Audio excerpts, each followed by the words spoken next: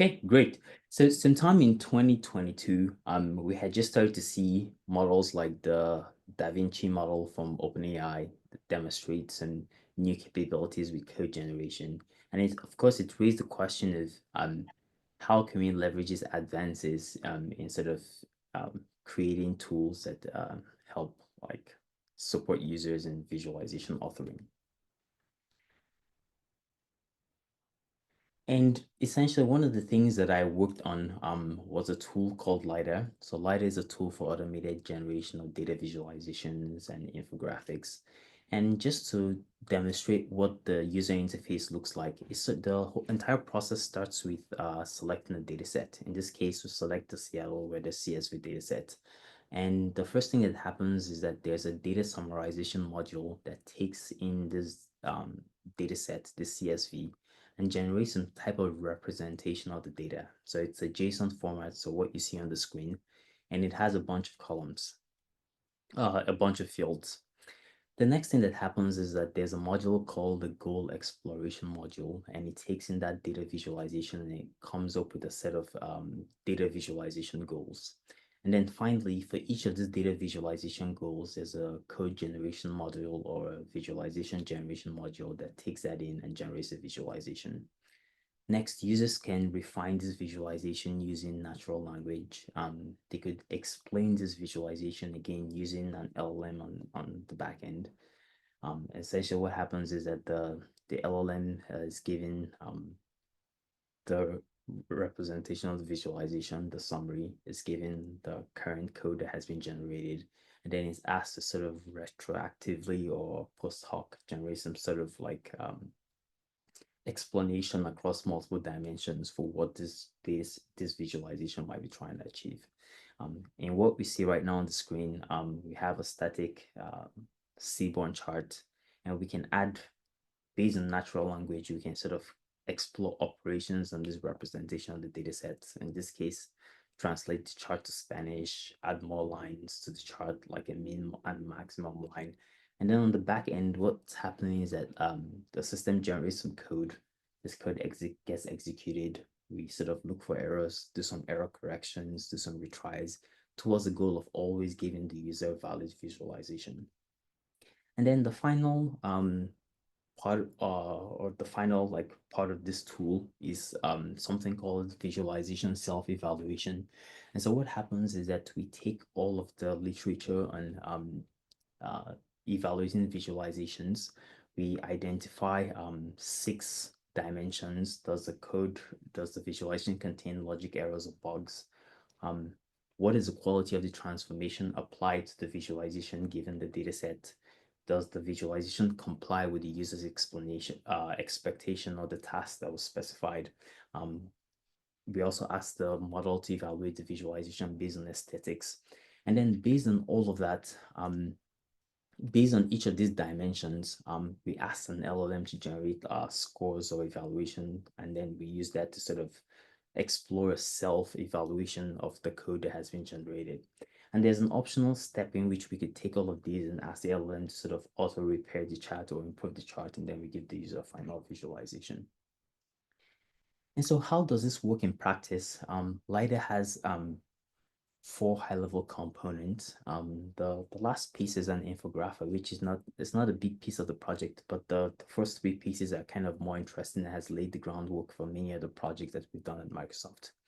So the first is something called a summarizer, and it comes up, and the core idea here is that if we take the perspective of an actual data analyst that needs to explore, create visualizations, they need to sort of establish a deep familiarization of the data. And so the goal of the summarizer is to come up with a rich but compact natural language representation of the entire data set. And so we can have a data set that has an arbitrary amount of rows, but at the end of the day, we want to construct this representation that the LLM can use as grounding to sort of explore all of the downstream tasks. Next is the goal explorer. So given the representation of the data set and some type of goal, can we come up with a set of questions that are grounded in the data set and make sense for the visualization? And here we try to rely on the large, extensive real-world knowledge that has been learned by a very large language model. And we try to leverage that and coming up with like reasonable ideas for questions that make sense for the visualization. And then finally, we can take that summary of the data set. We can take a goal which might be generated um, by an LLM or by the system, or maybe directly specified by a user in the form of a natural language query. And then the goal is to have the visualization generation module generate visualizations represented as code that can be executed to sort of yield actual visualizations. And one of the insights here is that this process is grammar agnostic. And so as long as the visualization can be represented as code, Matplotlib, Seaborn, Vegalite, and across multiple languages, as long as we have like some sort of code compiling, code execution mechanism implemented, we can sort of explore this pipeline to generate visualizations. In the interest of time, I might skip through the actual details of each of these parts. And so for the summarizer, for each of these, the summarizer is a two-step process. So first we take the entire data set, we compute a bunch of metrics, atomic types, the atomic type of data. If it's a numeric field, we compute min max, we draw a set of non-null samples. In the second stage, we give that first representations on LLM to sort of generate semantic types for each of the columns and an overall description of the data set. This enrichment could also be done by an actual human, and it's all prompt based. And so LiDAR is an open source project. I really encourage the listener to sort of look at the exact prompts that are used for each of these things. And so this is what the representation of the data summary looks like. You can see that like here we know that like this particular field temp max is a number, but we get an LLM to also describe that as temperature, which is more of a semantic annotation of that field. The second is a goal explorer. Again, we ask the LLM come up with a set of uh, questions or hypotheses that make sense for the data. And I think the more interesting bit here is that as opposed to just asking a direct question, we frame it as a three-part generation problem where we ask the LLM to come up with a name of the visualization, um, the title, first of all, a question, a general question, the title of a visualization, and then a rationale for what the user would learn from that visualization. And we just learned that like the semantic richness of the ideas that are generated are much better when we structure it, structure it as this sort of problem. Again, this is not sort of unexpected. So we all know from explorations in like chain of thought prompting, asking LLM to explain its thought process. That will get the LLM to explore more system to high quality generation as opposed to just asking the LLM to generate a simple response. The third piece has to do with the code generation part. And I think this is one of the most interesting or the more interesting insights that we learned about 2.5 years ago when we started this project. And so as a developer of such a system, you have two options. You could give the LLM complete freedom to generate the entire code that represents the visualization, or you could use a template or code scaffold where you give it like some sections of the code and you just ask it to generate like fill in that template. And so it turns out that like exploring a templated approach improves reliability significantly as opposed to asking the LM to just explore the generation of an entire visualization. Again, this is prompt based. And then finally, the infographic sort of looks at how we can take an actual generated visualization and explore stylized representations of this using an image generation model. In this case, we just use a Bayes diffusion model, and we condition it in a set of stylistic queries, in this case underwater arts and shells, and then we go from a scatter plot on the left to something that looks on the right. And this is still very early experimental work, to be honest, but the idea is that there's a lot of potential here for creating visual artifacts that are sort of grounded in data, but also useful for general storytelling purposes. Okay. Um, so the next part of this entire project was evaluation. Of course, a system like LiDAR can always give you visualizations, but it doesn't tell you a broader story of the overall reliability of the system or the exact visualization quality for each of the visualizations. And then there are also questions around how we disambiguate memorization or learning effects. So is the LLM actually taking into consideration the properties of the data set at hand, or it's as opposed to just repeating patterns that have been learned over time from its training data. And to explore this in the lighter work, we explore two metrics. The first is visualization error rates. And so we construct a large data set where we sample, we start with a set of data points. We generate 5 goals for each data set. And these are sourced from the the Vega datasets repo. Of course, there's some limitations with that selection. And then we generate visualizations one shot for each of the goals across multiple grammars. And then we give the LM just one shot to sort of generate each of these visualizations, and then we attempt to compile them with zero error, with zero error recovery or error repair.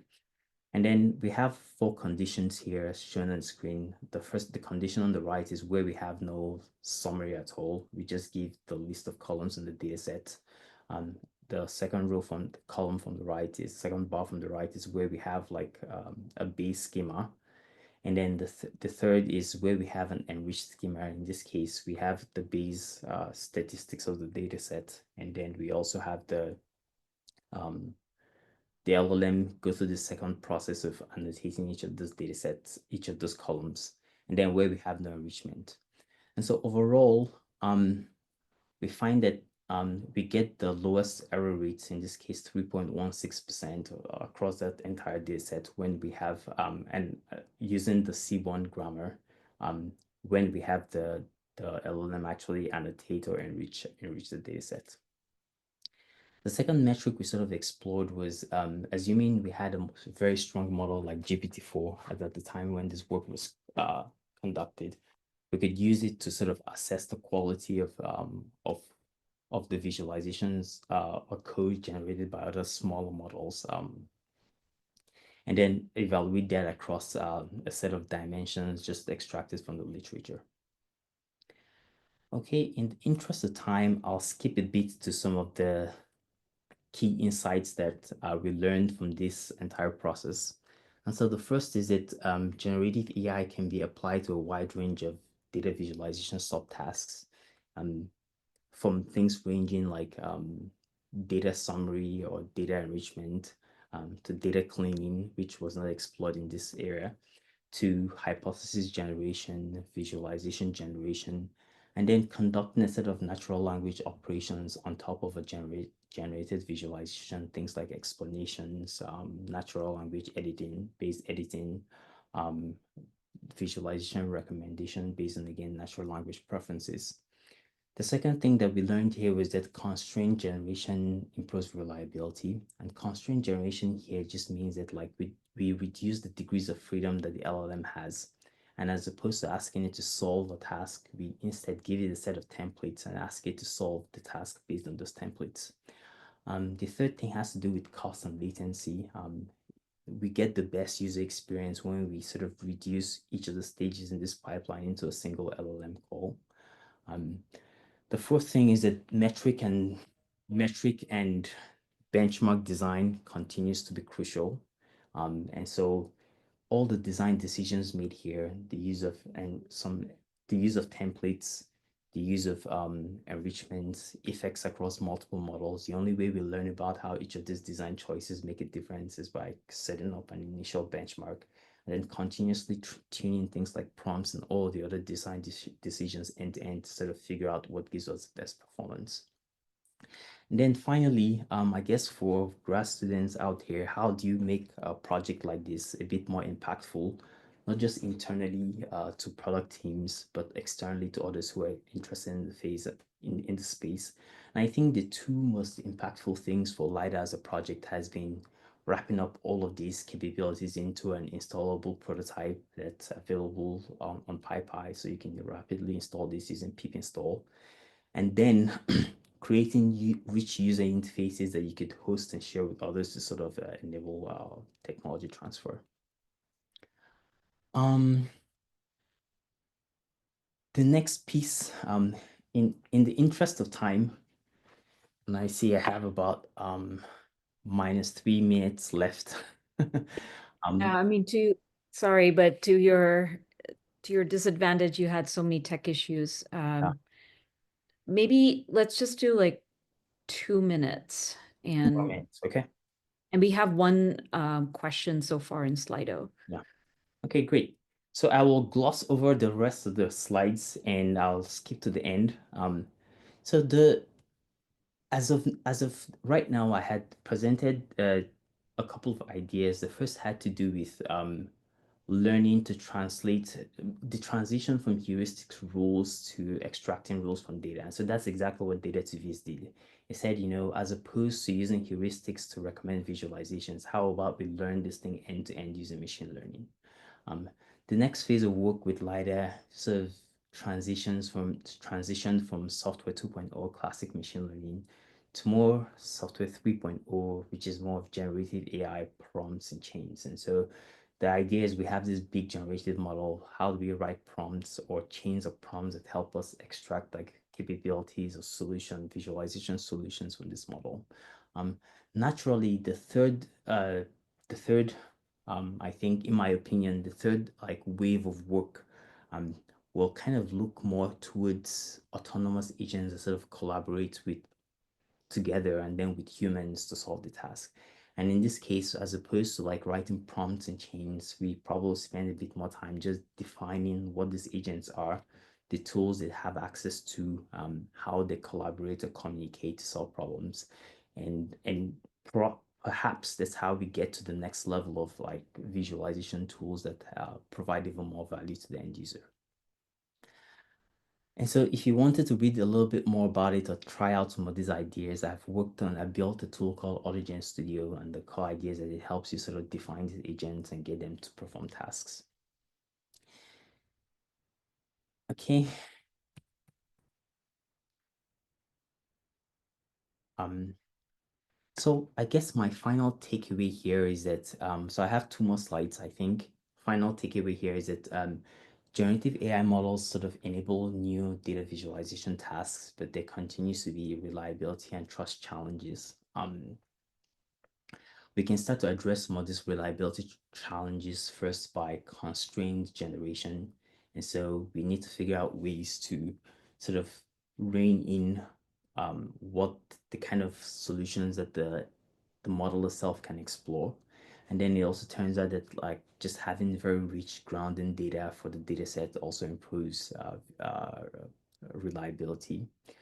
Um, the third insight is as the underlying generative AI models improve, these sort of systems tend to improve, but benchmarks are sort of critical here to ensure we don't have regressions.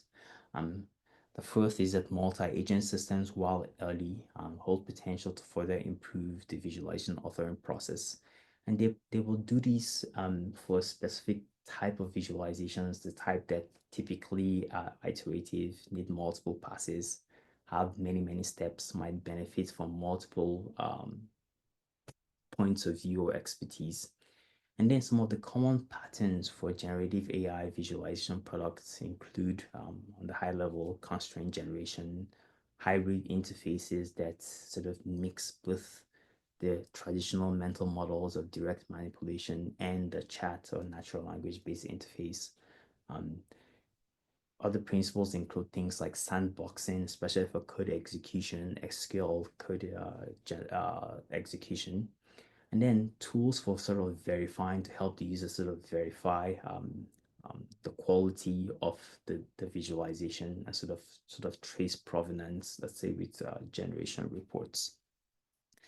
Some of the open questions, which might be really, really good for further research or extensive research. What is the impact of multimodal representation on task performance? And so in LiDAR, the visualization is represented as code. And if you think deeply, there are a lot of properties of a graphical representation that are sort of missing there. So things like issues with overplotting, overlap of axes, you can't see that unless the chart is actually visualized. And so how does like a multimodal representation of visualization sort of move the needle forward? We need better benchmarks overall. We need smaller models that compete with larger models. And so larger models are overpowered. They're very expensive to deploy at scale. And so we need ways to sort of distill their behaviors into smaller models. On a side note, how will visualization education change? And how do we enable trust, validation, and verification? Continues to be open problems. I will stop here and I'll take questions. Thank you so much, Victor. Again, sorry for all the tech issues, but appreciate you being very graceful about it.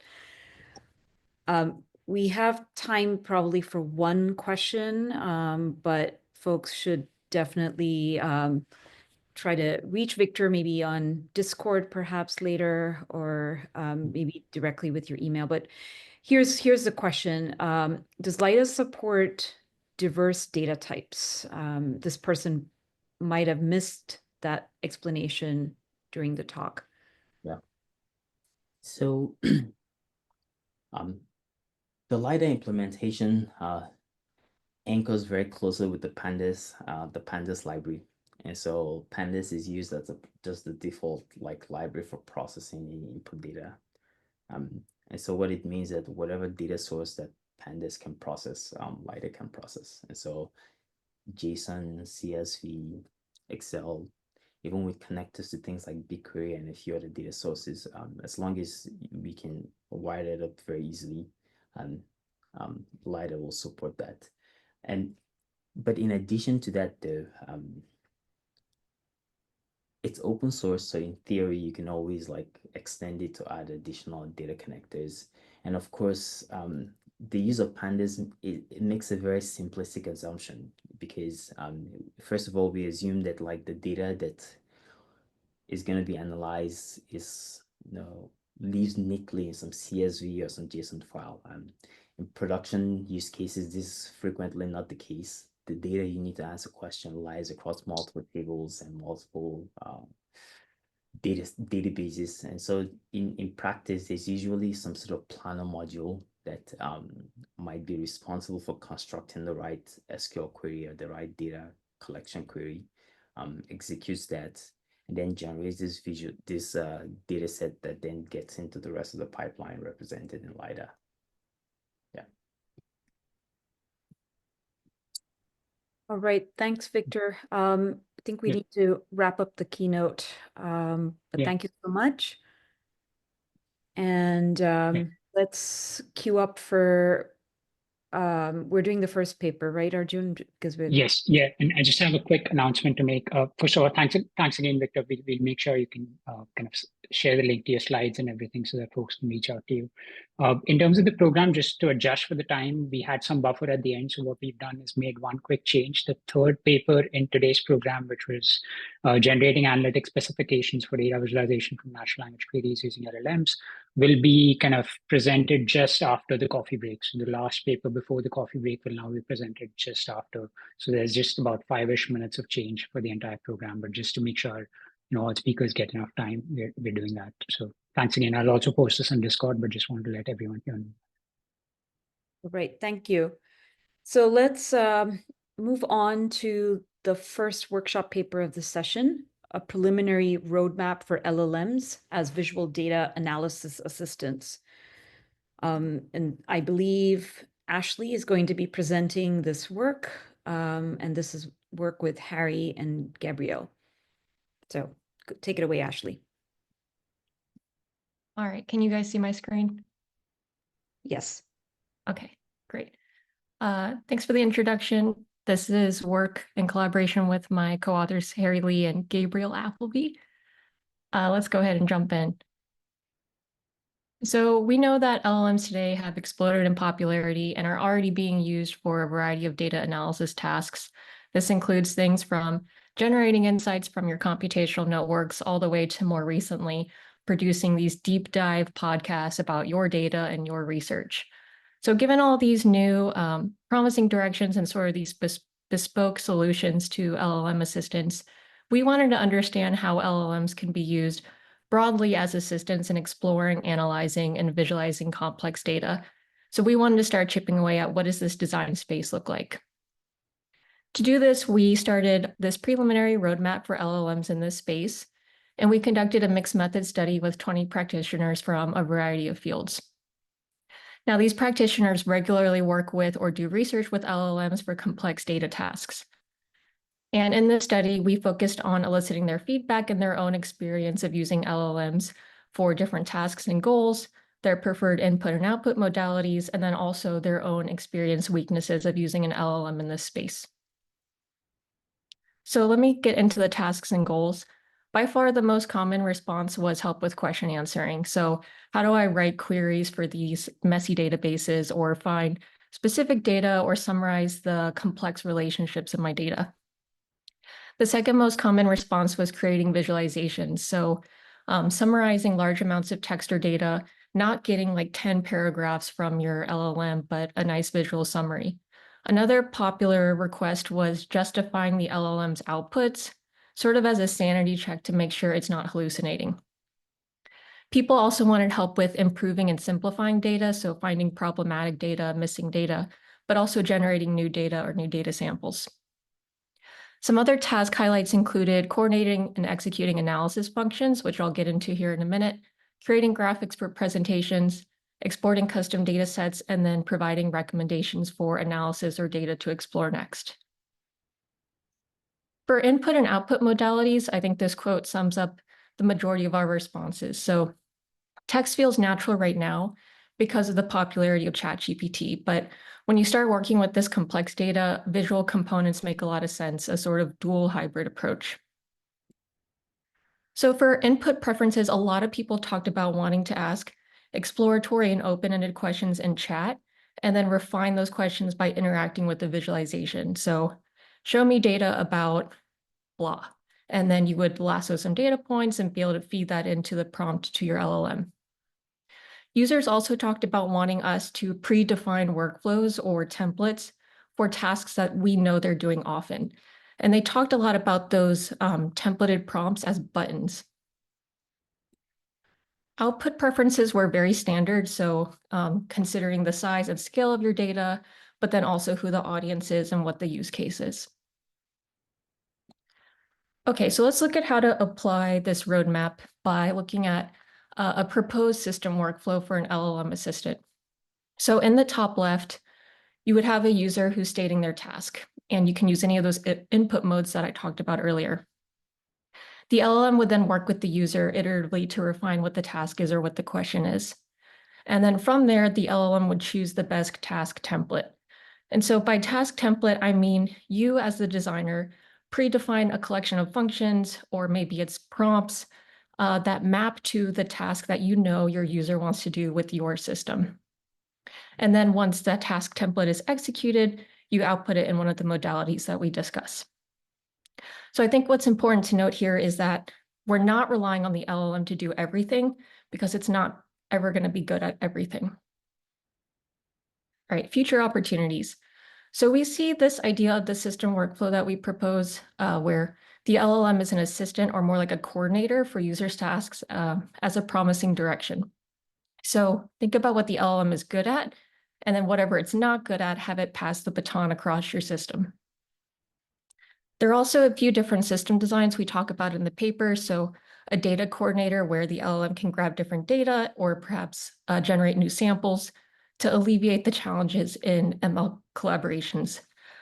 Oh, a lot to fit in 5 minutes. The LLM as an intelligent query builder to do question answering, an XAI assistant to explain model predictions, an analysis tracker to talk about how data has changed over time, and an idea generator to help challenge biases. All right, thanks for listening. I have a quick plug. The first author, Harry Lee, is giving a talk on LinkQ, which is a direct application of this work on Thursday in the AI and LLM short paper session. Thanks for listening. Thank you, Ashley. Thanks, Ashley. There's one question in Slido that I'm going to try and relay here. In the first application filaments and bioimages, the sublevel set filtration seems like a natural choice. Can you comment on your specific choice of filtration?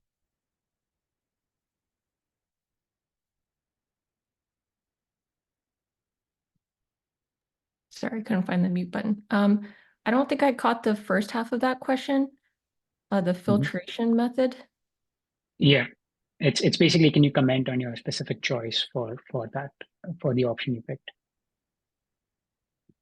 I'm so sorry that I don't understand the question. I'm not sure if it relates to the study or like the workflow. Yeah, I'm just trying to see, maybe the order is. Vidya, are you seeing that question as well, or is Slido? I am weird on not me? seeing that question. Okay, I got like a Slido notification saying. Okay. That, Yep, I don't see that question. Okay. Oh wait, Slido reset on me, and the question was completely from a different room. Oh, So sorry for that. No problem. Yeah, I was like, wait, I'm not fully sure I get that question myself, but yeah. Yeah. All right. You're good. Yeah. I can maybe ask one quick question, anyways, and then. So yeah, actually, this is the perfect slide, because so you have this step number 4, particularly about kind of LLM displaying the results. I'm a little curious about, like, are there thoughts you have about, is the LLM the right thing to just like display the results as is, or how can we do more to make those more explainable? Is there like a second step that can be added that is more heuristic driven or kind of human intervened there, or is the format of results as spit out by the LLM the best way to show it? I think it might be a combination.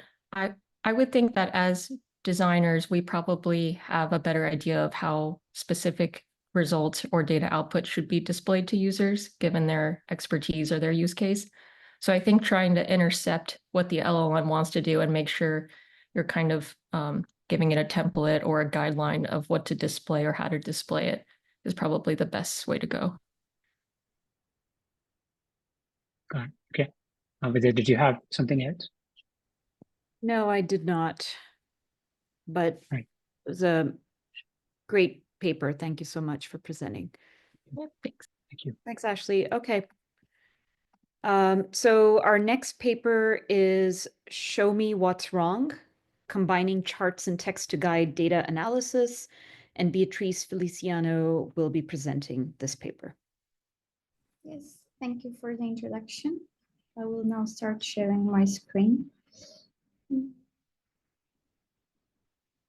And I will check with you if you can see it. Yes. Perfect. So, hi everyone, I am Beatrice, a data visualization engineer at NLVIZ, and I'm going to present our work, Show Me What's Wrong, Combining Charts and Text to Guide Data Analysis. But before going into the details of our work, I want to first talk about the use case to which it's applied, which is financial fraud.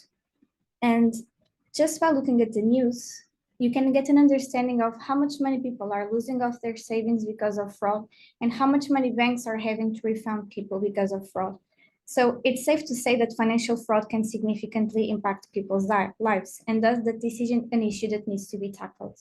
So how are banks currently dealing with this?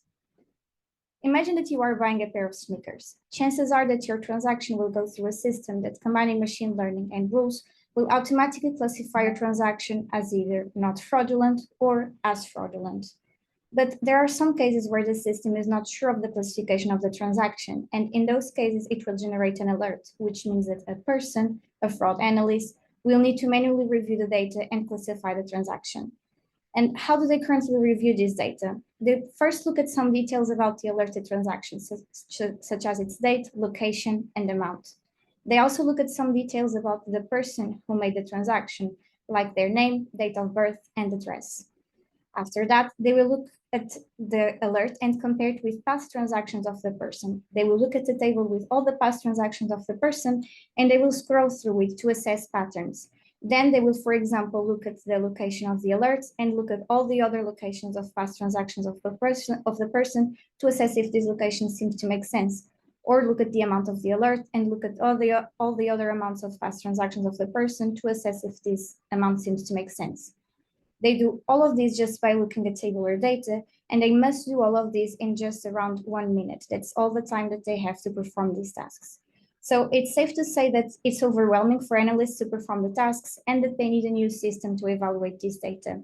And that's why we are proposing our new system that does not solely rely on tabular data.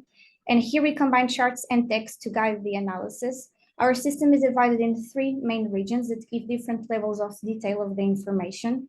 In the first region, we help analysts detect suspicious areas. In the second one, we help them understand those areas broadly. And in the third one, we let them explore those areas in detail. And I will now explain each of the regions, and I will start with the first one, the knowledge area console. This is the starting point of the analysis for analysts using our interface. And here, all the areas of the analysis are represented. We use icons to it. We have, for example, the person who made the transaction, the location of the transaction, and the card used. Here, areas of the data that might require more attention are highlighted, like this one that is red and with a circle to signal that it might require more attention. And here, analysts can also select areas that will be analyzed in the other interface regions. Each icon is clickable, and clicking on an icon means that it will be selected. In this case, this is the selected icon.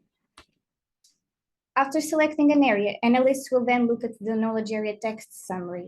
This is an LLM-generated summary of the insights of a selection, where the most relevant information about an area is highlighted.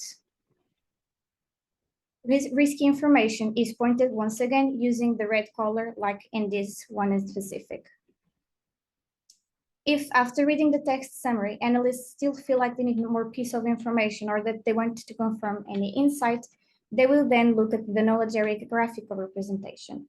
We have a different graphical representation for each knowledge area. Here, all the data points that compose an area are represented, allowing analysts to perform an exhaustive evaluation of the data and to confirm insights that were given in the other interface regions. So once again, this is the interface that we are proposing, combining charts and text to guide the analysis. Our next step was to understand how this new system impacts the current analysis. And for this, we showed the interface to 7 fraud analysts, and the feedback was actually pretty good. They stated that this approach would improve their efficiency, that they can, in the matter of just 2 seconds, understand what the data is showing with this new approach. They also praised the tool's capabilities in conveying behavioral patterns, stating that they can easily get an overview of the behaviors of the alerted person. And they stated that the interface effectively points to areas with potentially risky information, saying that with this interface, it's easier for them to identify what is wrong or what is not common to the person's activity, which is great. This is exactly what we wanted to improve in their analysis process, but there's still some work that needs to be done. First, we need to adjust the graphical representation of some knowledge areas to simpler and more commonly used graphs, especially taking into consideration that analysts are not very used to evaluate data through graphs. We also want to perform usability tests to quantitatively measure our interface. And we want to test the usage of ML models for the risk assessment of the data. Right now, we are just using rules, and we want to leverage that. And that's it. Thank you so much. If you want to know more details about our work, please don't forget to check our paper. And I'm glad to answer any questions that you might have. Thank you so much, Beatrice. Just gonna look at Slido if there's a I don't question. see Hopefully the anything. right room this time. Yep. Yep, Bayshore II. Just a reminder for folks to add questions there. While folks, well, there is a question here posted in Zoom. Are there any hallucinations observed in the system? So we actually have a system to prevent further hallucinations parts. And I will cheat and I will show an extra slide so this is architecture of all the system, but I want to focus on this part, which is the summary generated. And the way we do is we have the prompt, we fill it to the LLM to generate the prompt, and then it goes to an hallucination detector area so that it can, if there are hallucinations, and they do happen, especially when calculating means and things like that, LLMs get a bit confused and with the values and the calculations. So we have an hallucination detector to make sure that there are not those kind of wrong insights. And if they do exist, we go back to the LLM and we will perform and we will create a new summary. Perfect. Thank you. Right, just with that, in terms of like a program reminder, we are at the coffee break a little over. So what we're going to do now is take the break, and then, like I said before, we'll start with the third presentation as the first one in the next half, and just continue with the rest of the papers in that same order. But thank you to Victor and both of our presenters after that for doing this. I know there was a lot of tech stuff going on, but Missive managed to the best extent that we could. So thank you again for being so patient and thanks to the audience. Thanks to the attendees for being patient as we navigate this. So see you all soon, 1:45 p.m. Eastern. Eastern. Yeah. Thanks, Ann. Bye, thank you.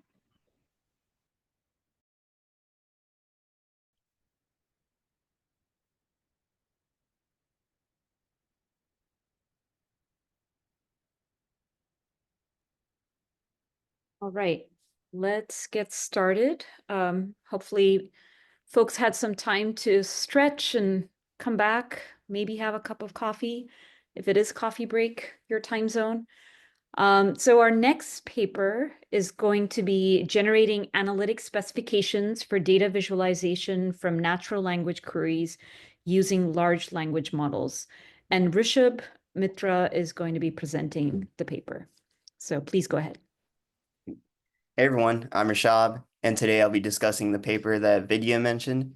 And this work was done in collaboration with folks from UNC Charlotte and the Georgia Tech Viz Lab. So there have been a growing number of systems in the natural language to visualization, or NL2Viz field, where users can generate visualizations simply by inputting a natural language query and an associated dataset. And the given NL2Viz systems here utilize semantic parsing and rules to do such a task.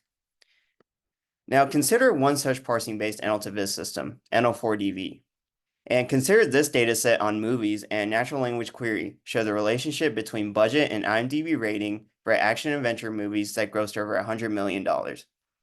Now what NL4DV does is it extracts data attributes, infers analytic tasks, and recommends relevant visualizations, all modeled into a JSON object. This JSON affords explainability to the users and developers as they can understand what attributes, tasks, and viz types were detected in their natural language query. However, because it's parsing-based, NL4DV is only limited to supporting certain query types and structures. Now enter LLMs, which cause a sizable growth in available NL2Viz systems, with 3 appearing just in the past year: LIDA, ChartGPT, and Chat2Viz. These systems have shown to have comparable performance and accuracy and even outperform previous parsing-based NL2Viz systems. They can also support way more query structures compared to rules-based systems like NL4DV. If we take a closer look at the prompts behind these LLM-based systems, you see that it only takes like a paragraph or so to basically create a functional NL2Viz system. Unfortunately, because these prompts are so brief, they also heavily rely on the design knowledge that LLMs have learned in their training. So there's essentially limited explainability in their outputs compared to parsing-based NL2Viz systems. So can we get the best of both worlds and create a system that has the same expressiveness as LLM-based systems while maintaining the explainability of parsing-based systems? So what we wanted to do is to enhance the explainability and debuggability of previous LLM-based NL2Viz systems.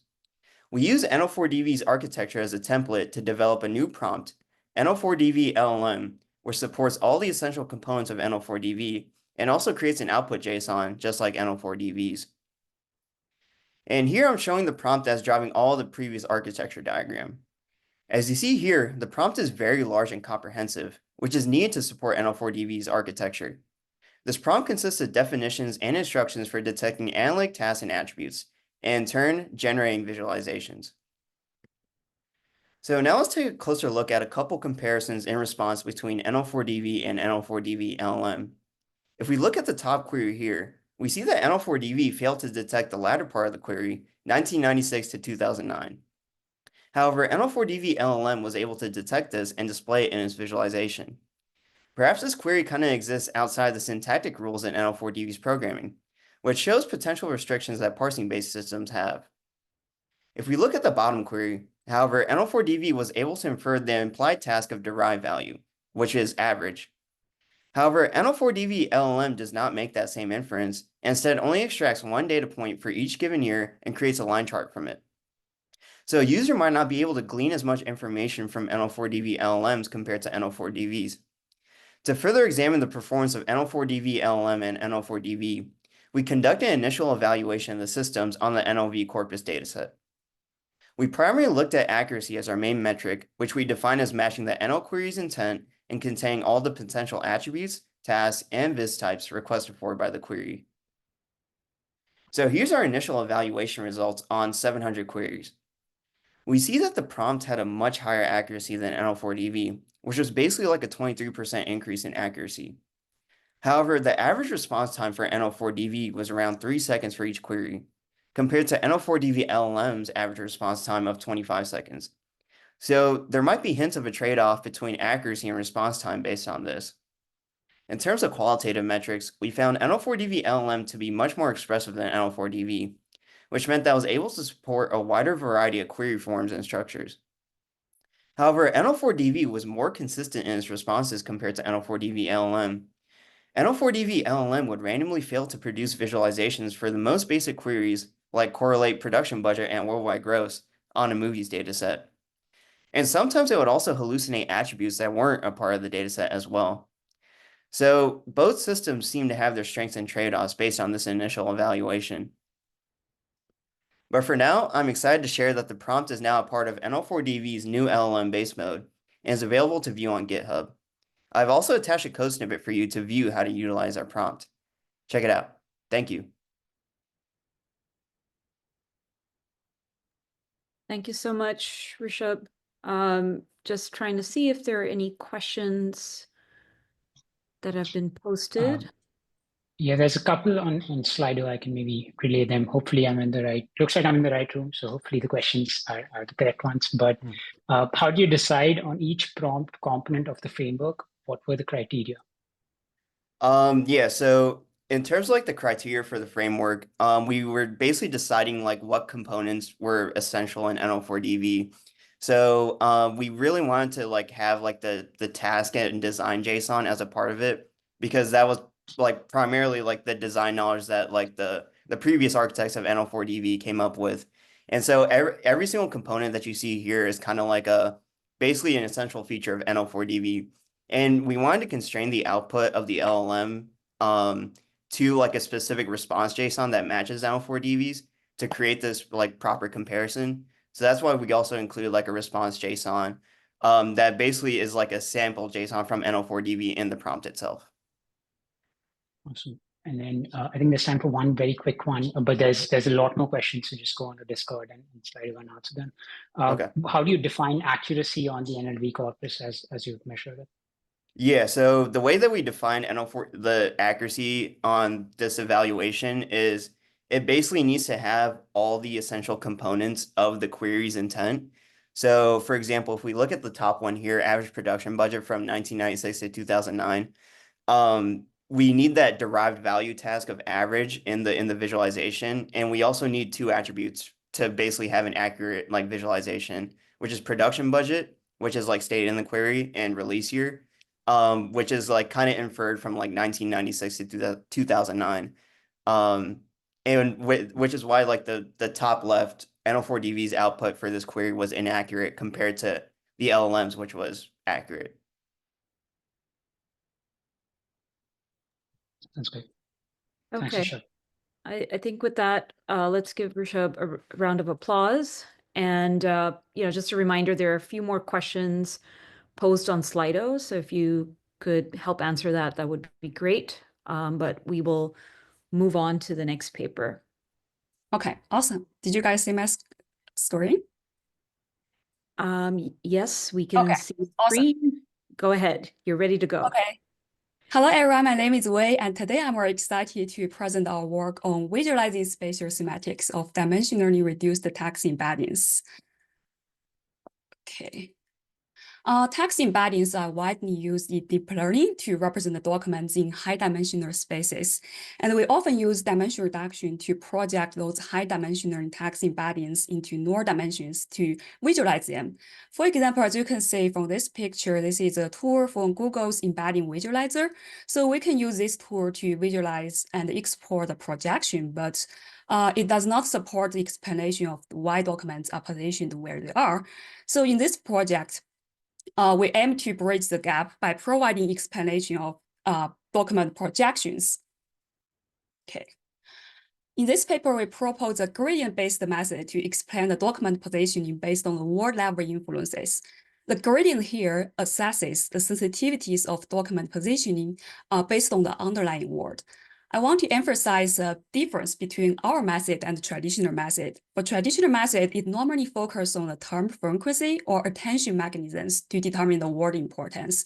But our method here, we use gradient to track the impact of the words through the entire pipeline. It starts from the original document word through the embedding model and into the final DR space. So our method here provides a more direct and semantically grounded explanation of the document relationships in the projection space. Now let's go through how we visualize those gradient influences in the projection space. We have three main visualizations. The first one is impact heat map. When you click a document dot in the projection space, it will show the content of the document, and the color intensity here indicates the magnitude of the impact of the underlying word. And secondly, we have a spatial word clouds.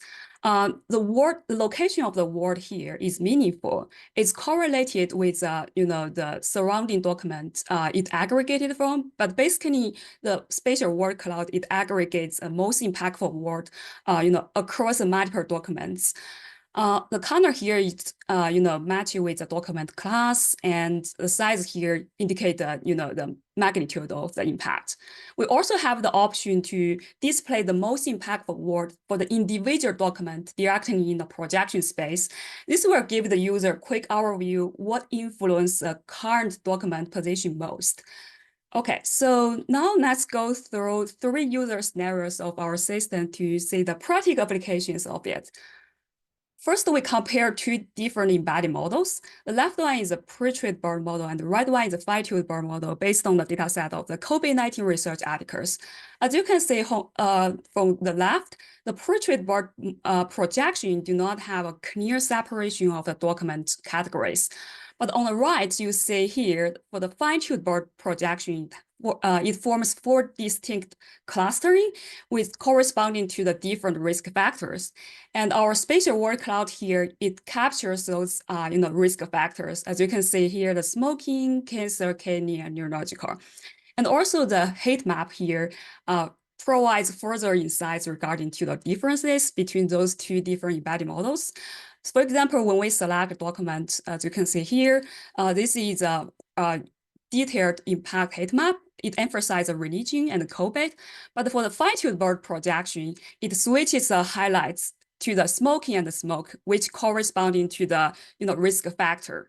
So our system provides the text semantic explanation for those projection space. Okay, next we compare two different DR algorithms. On the left, the MDS, and on the right for the TSNE with the data set of the BBC news articles.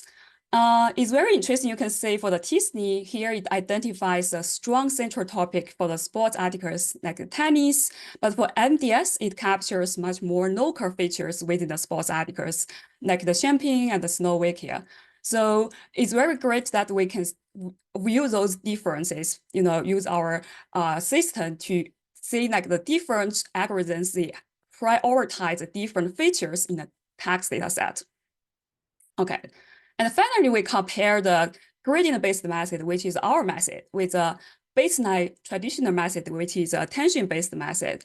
We also, use the attention to compare two different, dimension reduction techniques, MDS and TSNE.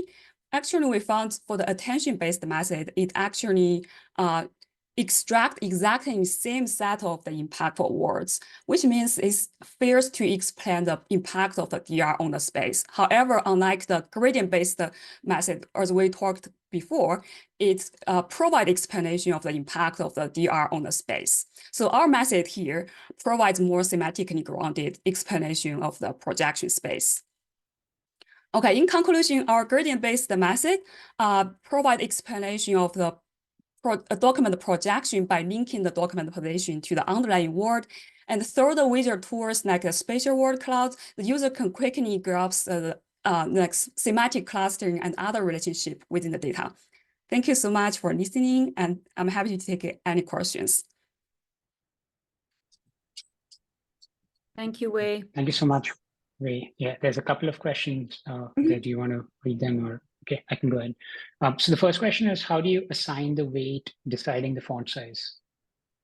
Oh yeah, that's a very good question. So, okay, let me go back to. So yeah, actually, so the size here, first indicates the magnitude of the impact of this specific word. So for example, like the champagne, I think this, first of all, this is aggregated by from multiple documents have, associated with this word. And then we kind of like to add those impact together and to define the size of it. Awesome. And then if you could briefly answer the second question, which is what fundamental properties of the gradient-based method can complement the inherent drawbacks of the dimensionality reduction method? Could you repeat that question again? I'm sorry. Yeah. What fundamental properties of the gradient-based method can complement the drawbacks of the dimensionality reduction method? So how you do mean the two kind of help each other? So you mean like the gradient-based method and the dimension reduction projection method? Yeah. Yeah. So how does the gradient-based kind of solve some of the problems that come up with the dimensionality reduction method? I think the main purpose, I'm not sure I'm fully understand the question, but the main purpose of this project is use gradients to define the, to assess like the impact of the underlying word to the projection space. So actually we kind of like to combine those, both the gradients and, the projection in the same pipeline. Yeah. Yeah. Yeah, and then maybe you can continue the discussion on this and a couple of other questions that have popped up in Discord. Okay. I'd like to clarify it more, but Okay. just we're out of time. So. Okay, thank you so much. But great talk again. Yep. Thank you. Thank you. All right, so our next talk is towards inline natural language authoring for word scale visualizations, and Paige will be presenting the talk. Yeah, absolute pleasure to be here. This is my first time at Viz. Welcome. Right. Oops. Sorry. All right, and so here is towards inline natural language authoring for word scale visualizations, authored by Dr. Wesley Willett and myself from the Data Experience Lab at University of Calgary. So first of all, what is a word scale visualization? These are small, simple data visualizations that can easily be added inline or alongside document text to enhance it. If you're familiar with Tufte sparklines, those are a very well-known example. So word scale visualizations are a very powerful tool. They add the benefit of data visualization to a document without distracting from the source text. However, they can be difficult to author. It can be time consuming to embed the documents into or it can be time consuming to embed word scale visualizations and to make them from scratch. And so the perks of word scale visualizations can come at the cost of time. That brings us to our research question for this project, which is how can we make it easy to create word scale visualizations as it is to simply type text into a document? Especially now that we have the help of generative large language models. So to address this, we created a simple text editor that uses GPT-4 to create word scale visualizations alongside a document. The proposed workflow for using this editor is shown in this graphic I created, where first an author can add their document text and data.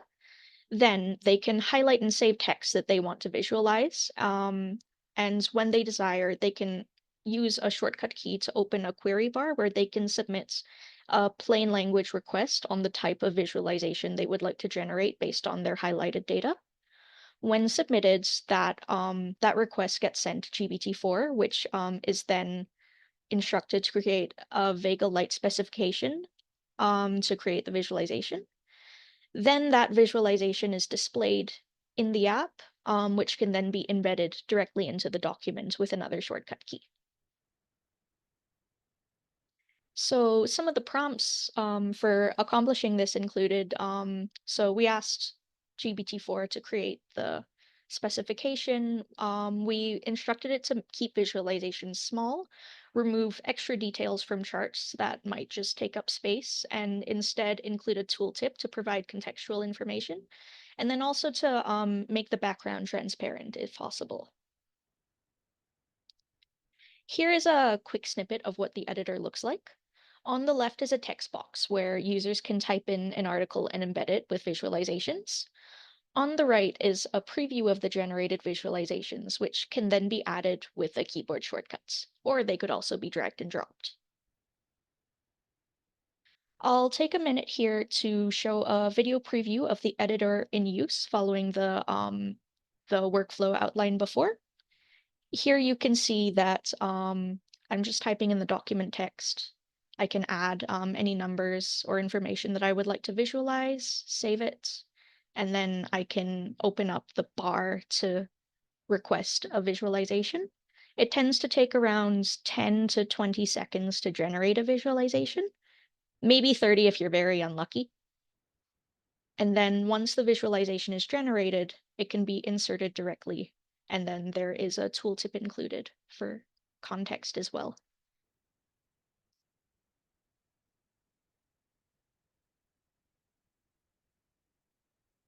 So now on to the results of this project. So I included some examples of word scale visualizations that were generated and that I embedded into documents in this slide. So we have line charts, pie charts, bar charts, box plots. Basically, any very simple chart type tends to be pretty easily generated. Overall, GPT-4 is able to generate small, simple word scale visualizations with an impressive capability to convert plain language text into a usable representation. However, the generated visualizations can be very inconsistent. Sometimes a perfect word scale visualization will be generated that follows all instructions. Sometimes a visualization might be created that ignores some really important instructions, and sometimes a visualization might be generated that has a code error, so there is no image displayed at all. The live preview to the right side, though, tends to make that process a little bit easier so that you can make sure that you have the visualization you like before you embed it. This introduces interesting opportunity for future work. So I think for future work, we have these three main categories. So far, it's for graphics diversity. It's uncertain how much current LLMs can vary word scale visualizations, and it's a future research area to explore this range. Streamlining. So creating or crafting embedded documents and news stories often entails a large number of very similar charts. So there's an opportunity there to develop shortcuts and macros for authors to reuse visualizations generated with only minor tweaks. And lastly, as a text element, visualizations could be surfaced in many other communication channels, such as emails, instant messaging, and social media. Thank you for listening to my presentation. I can take questions, and I'll keep an eye out in the Discord after this as well. Thank you so much, Paige. We have a few questions. You want to go Do ahead? you want to pick? Okay, Yeah, sure. go ahead. Okay. Yeah, the first question was about kind of just the efficiency of word scale visualizations in general. You know, within a document, they can be distracting, especially while reading. Do you have any evidence as to kind of why these are powerful as a technique? Or I guess more importantly, if you've done any sort of evaluation, have you seen like, does this become distracting to have so many word scale visualizations while reading or so on, based on now the fact that you've created an editor to do this? Oh yeah, there has been quite a bit of past work, specifically by Dr. Wesley Willett, who guided me through this project. He has some publications specifically looking at doing an exploration of the effects of embedded word scale visualizations and designs that enhance readability and I guess tries to see how learning could be benefited or overall experience could be benefited or perhaps hindered by certain I guess embeddings. And it was found that they tend to be very helpful in situations where text might not be very clear to understand. People would rely on the word scale visualizations to help give some contextual information. And with size as well, it provides a very helpful size comparison when information is presented that isn't too easy to visualize without a reference. Mm-hmm. Great. And there's some more discussion around this on Discord, so you can answer that there. But I'll just pose up one more quick question, if you can answer that briefly. Are there any potential approaches to verify and improve the accuracy of the auto-generated visualizations in your tool in particular? Nothing that I have no leads basically, but it's definitely a super interesting area of feature work. So yeah, definitely looking for avenues around that because so far it just feels like a bit of a black box for me. Yeah, and given kind of you're one of the authors for the tool itself, that could mean that there's a lot of work to be done there. Thank you again for the presentation and the tool. It's a really good start to something interesting. Yeah, thank you. Thanks, Paige. All right, let's move on to our next paper. This is towards real-time speech segmentation for glanceable conversation visualization. And Shauna Hollingworth will be presenting this. I hope I pronounce your name. Is it Shauna or Shanna? Like Hannah with an S in front? Hannah. Okay, Shanna. Okay. Thank you. Hold on, let me just share my screen. Okay. I have a video with sound, so I hope this works. Perfect. Are you guys able to see my screen? Just about. Saw something briefly. Yeah. Now we can. Perfect. All right, awesome. Well, hello everyone. My name is Shanna Hollingworth. I am also from the Data Experience Lab at the University of Calgary, working under Dr. Wesley Willett. So today I'm going to be presenting my work on glanceable real-time conversation timeline visualization in augmented reality. So discussing some of the work we've done so far, as well as some of the challenges that we've encountered in the process that we're looking at resolving moving forward.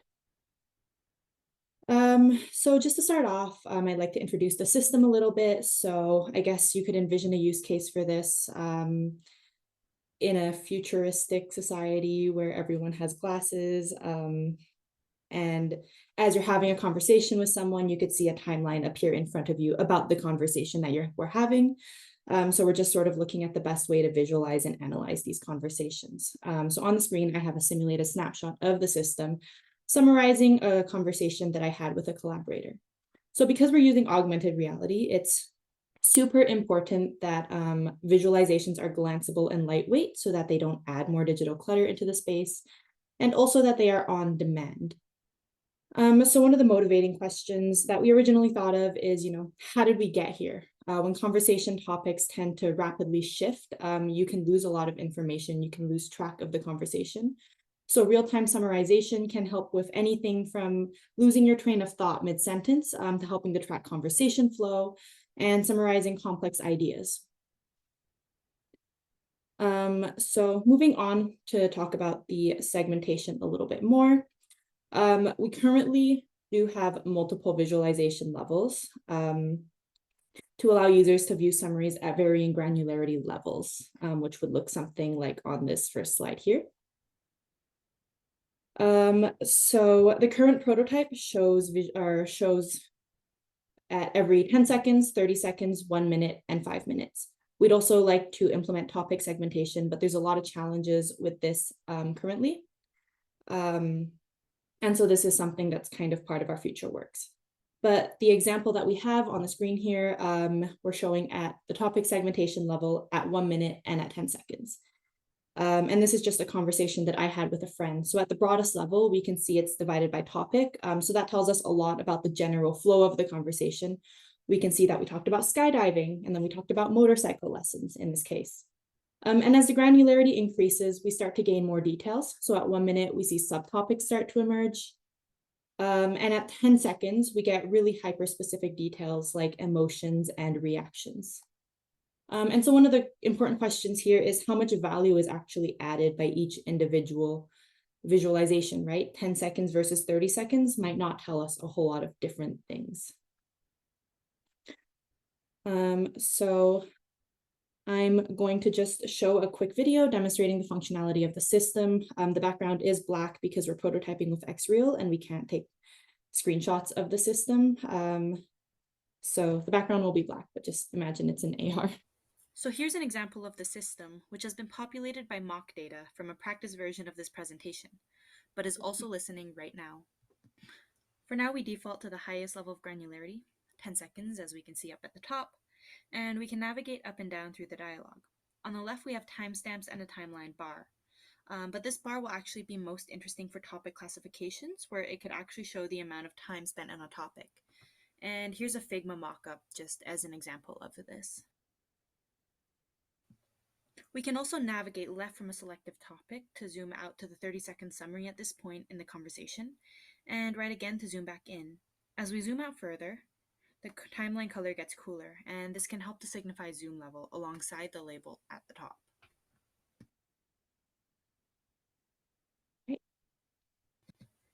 So here's an example.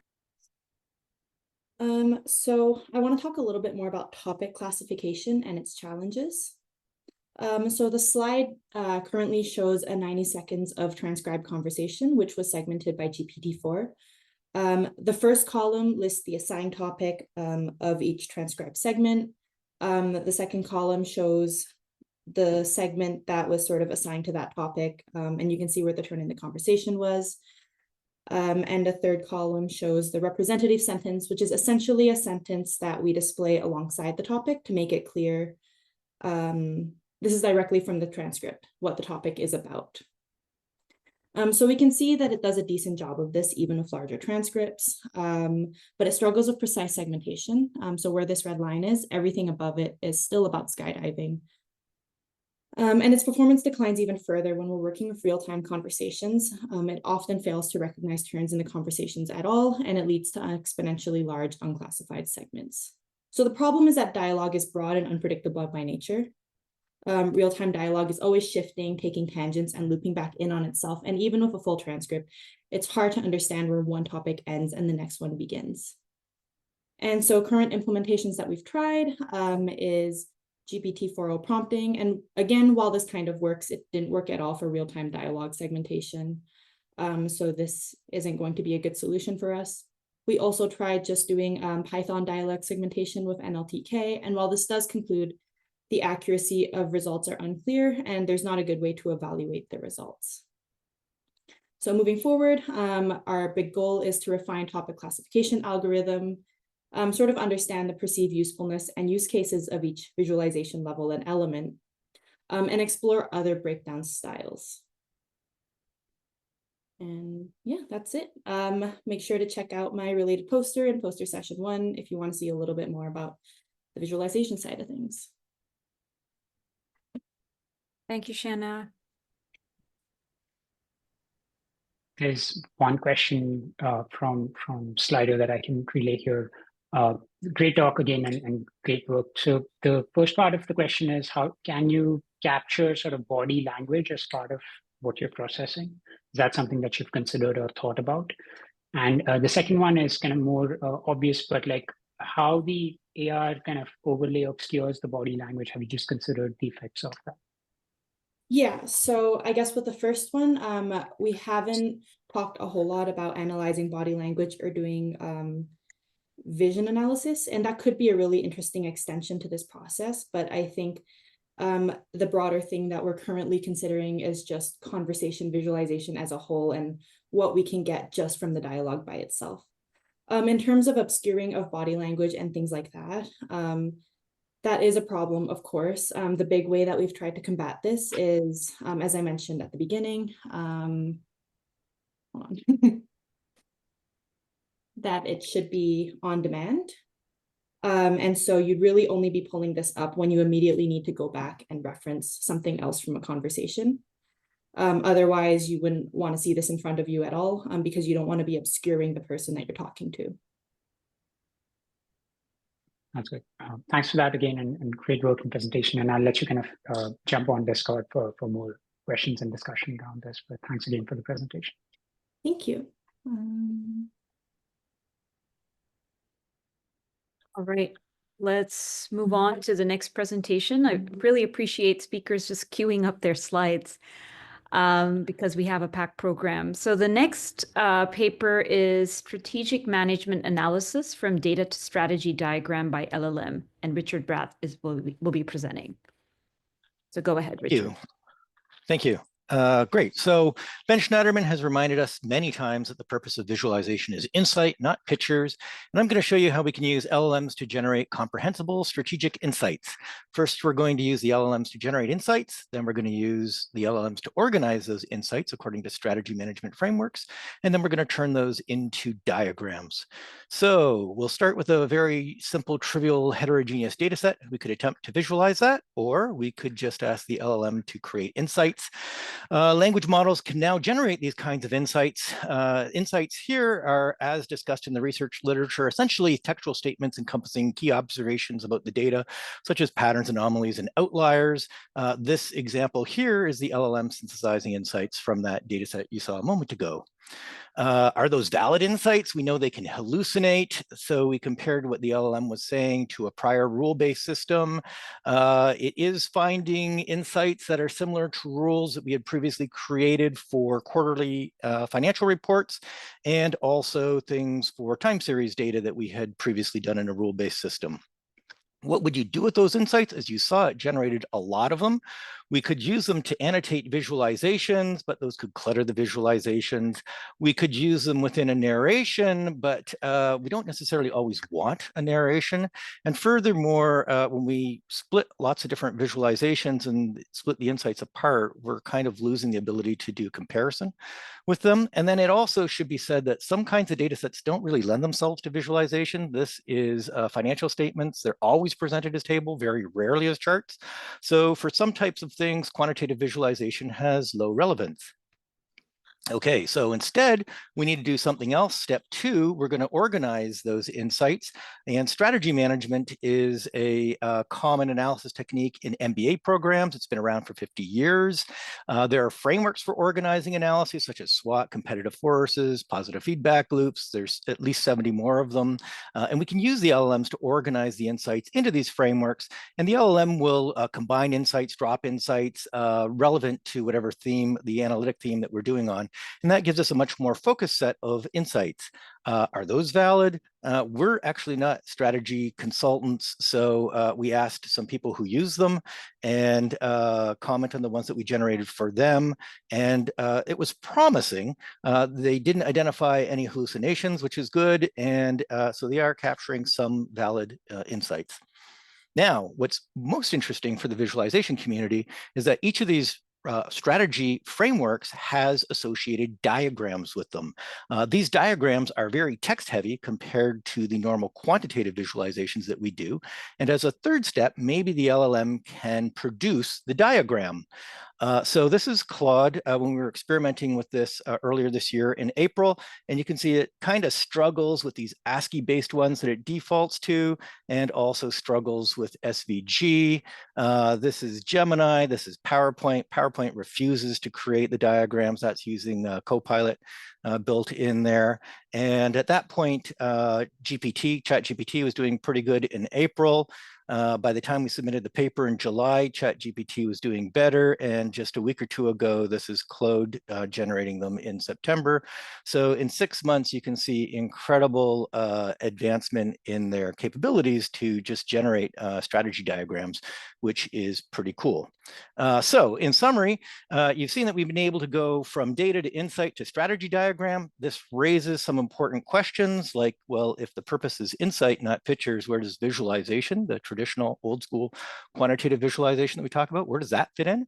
And then secondly, maybe this is part of a new kind of workflow where you start with high-level synthesis like strategy diagrams, and then you augment it like our previous presentation about word scale graphics, which is an interesting thought, and possibly drill down to our traditional kinds of visual analytics. Questions?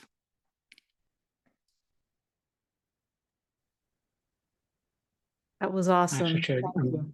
Yeah, that's really, really nice. I'm just checking in Discord as well if there's some questions, because I don't see any on Slido yet, but maybe just a little from this slide, where does visualization fit in is one thing, but where do the humans fit in this entire thing? I mean, you've been able to take something that we've, had to have like entire teams devoted to in the past, and you've been able to kind of replicate that.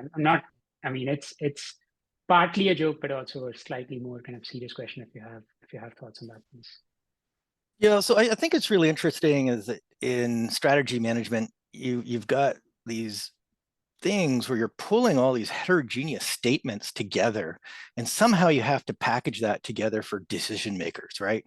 And way down low, there's quantitative analytics, but you've got this apples to oranges comparison, and how do you do that? And so I've been interested in strategy management for a while. Here's some of the books queued up, right? Like these guys have got all of these techniques that have been around for like a long time, right? Like, and they all have visualizations associated with them, which is kind of interesting. But there's these qualitative visualizations. So there's this important need for bringing together this disjunct information in some way that you can compare it together, and maybe diagrams are an approach.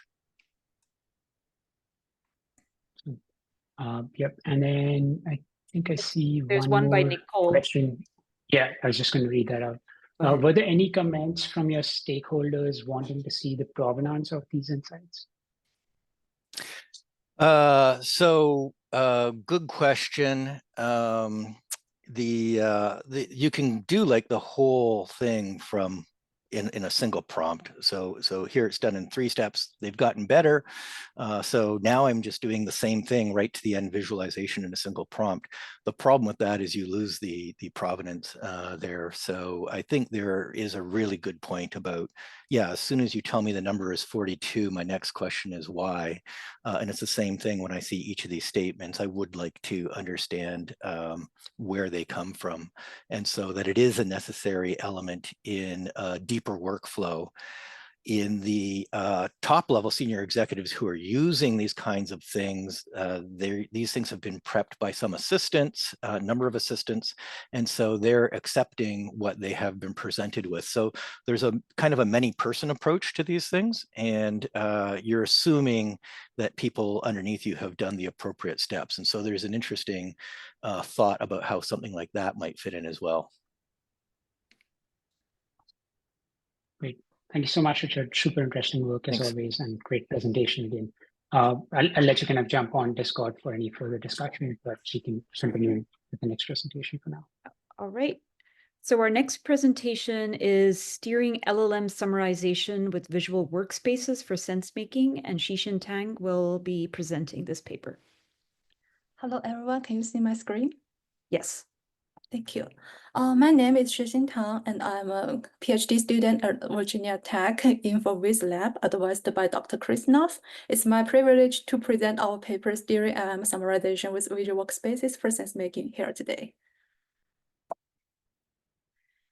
What is a visual workspace? A visual workspace is an interactive interface designed to support human cognitive abilities. It enables nonlinear workflows and has been proved to facilitate human sense-making. Additionally, it allows for rich human interactions. However, a key challenge lies in the significant amount of human effort required to efficiently summarize the information within the visual workspace. Let's take a step back and examine how humans summarize the information for sense-making. Typically, analysts are provided with the necessary data and information, which then manage in a visual workspace to offload their cognitive models.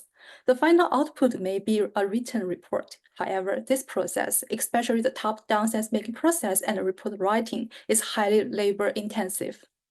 AI summarization for sense-making is letting LLMs to generate a report based on the same given information. However, how can we let humans to control the AI summarize the results? Therefore, we propose space-steered summarization. We hypothesize that using the human visual workspace as an intermediate step before LLM generation can help better align LLM outputs with human analysis needs and make them more controllable.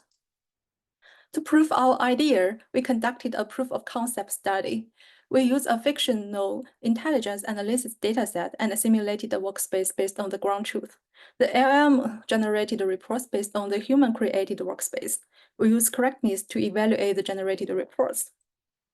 How to transform the workspace into a prompt? We separated the information extracted from the workspace into 4 types of information. First, we use the highlights to represent text-level information. Then, we use the links between documents to present the connection information. For insight-level information, we use notes or annotations to represent it. Last but not least, we use clusters to represent structure-level information. Here are the results. First, we tested how AI summarization for sense-making with only necessary information. It contained a low score, obtained a low score, 74% correctness. Then we tested how single input feature influenced the results. With human filtering, LM can generate a more accurate report with 45% of correctness. With both human filtering and clustering, the LM's reports can achieve a higher correctness score, nearly twice that of reports generated with only LM. We also observed how human highlights affect the reports, and the average correctness scores is slightly higher than human filtering with the AI. Human annotates also improved the generated reports compared with human filtering. And human connections also improved the generated reports compared with only AI, but a little bit lower than LM generation with human filtering. In conclusion, we found that for the single input in feature, LM generation with the human filtering and clustering can obtain the highest correctness score. Therefore, we made it as the baseline for the following combined input features. Based on the human filtering and clustering, we tested the human highlights and annotates respectively and found that adding those interaction information can effectively raise the correctness scores. For the connection, it decreases the correctness scores a little bit. We also try to add a label for each cluster, and it raises the average correctness to score a lot, about 75%. We combined all input features except the connection inventory, and the average correctness score was raised to 84%, a pretty high score. We want to ask the research question, does LM summarization for sense-making need humans workspace? The answer is yes. And we can see that, compared with no workspace, with workspace feature information, the correctness score is improved a lot and very close to the ground truth. Therefore, we propose using the workspace as a medium for human-AI collaboration in summarization. Both humans and LMs can refine the workspace, allowing them to access the updated information through human perception or LM prompting. The summarization generated by the LMs can serve as a natural language version of the workspace, enabling humans to fact-check the content between the workspace and the summarization. That's all, and you can contact me if you have any questions, and also you can check our paper using this QR code. And also I'm looking for a summer intern next year. Thank you very much. Thank you, Shishin. Thank you. Arjun, do you want to read the question? Yeah, there's a quick question. How do you represent the data of the human workspace? Is it using screenshots or something else? I use the JSON data. As you can see here, I will use online platform called Miro. And using the Miro, it will provide a REST API for you to gain all of the interaction information. So we made it into a JSON. Got it. And just a quick maybe follow up if there's unless more questions. Did you have to augment the JSON that was kind of given by the tool, or were you able to use it as is and get all the required information that you needed for this?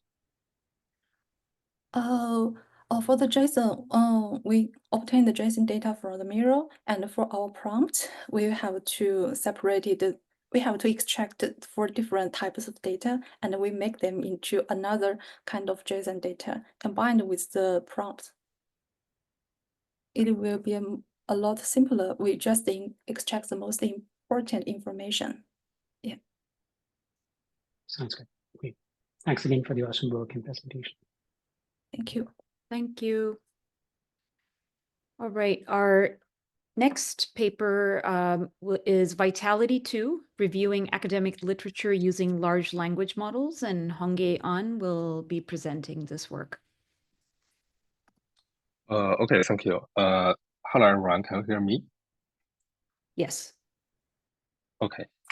Hello everyone, this is Hongye. I'm very glad to be here to present our paperwork. The title of the speech today is Vitality 2, Reviewing Academic Literature Using Large Language Models. The Vitality 2 system mentioned in the title is developed based on its previous version. Its previous generation system is a paper search tool that can help users search for papers more efficient. Compared to the first version, the biggest change in Vitality system is now the user can interact with the system in natural language conversations. Next, I will introduce the system in detail. I'm not sure if you have had the experience of conducting a literature review, but many researchers believe that literature review can really be a time-consuming task. The Vitality system was designed in this background. It's primarily built as a RAG application based on OpenAI embedding, chat model, and vector database. Here, the word RAG, which means retrieval augment generation, refers to a method for enhancing the capabilities of large language models. The detailed system architecture of the system involves using web scraper to collect papers related to visualization, and then embed the content of this paper using an embedding model, which is subsequently stored in a vector database. When a user's query arrives, we also embed the user's question and search the relevant papers in the vector database. Finally, we use a ChatGPT model to combine the user's question with the retrieved papers to generate an argument response, thereby enabling the capability to converse with the specific paper dataset. The paper dataset of the system collect from various venues related to visualization.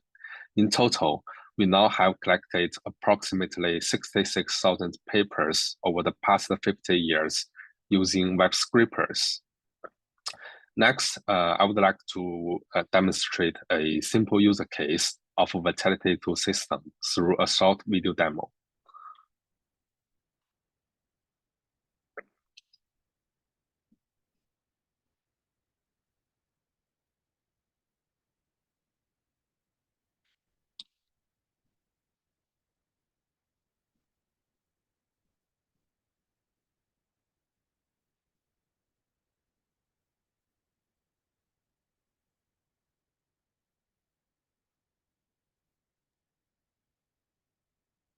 Is there supposed to be audio or is it just video?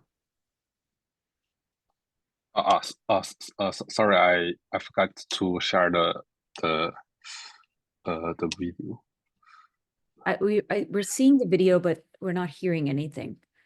Sorry. I reshared the video. Is it?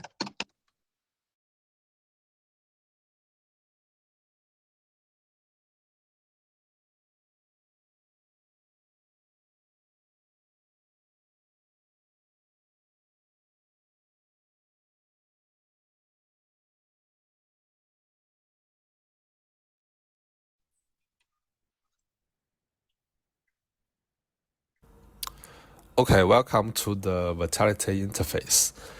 At the top of the page, the paper collection model displays the paper database, where you can perform some simple search.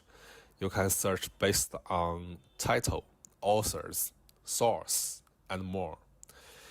And next, I would like to talk about from the most interesting feature in Vitality, chat with your data. In this input box, you can enter natural language to converse with the system. For example, here I input, can you find me some relevant papers on the topic of grounded theory? And I click ask. The system will provide an answer based on the paper database in Vitality and in response to the user's question, and highlighting the cited paper's title. You can click on the title of a paper and then click Target button to add it to the UMap visualization interface. Next, you can select semantically similar papers in the UMap visualization interface by choosing points near it. You can also use the similarity search functionality by clicking Add button. This will add the selected paper as a seed to the similarity search. By clicking Search, you will get a list of similar papers curated by the system, where a higher sim value indicates a higher degree of similarity. Finally, you can click the Save button to add the papers you are interested into the saved paper cart.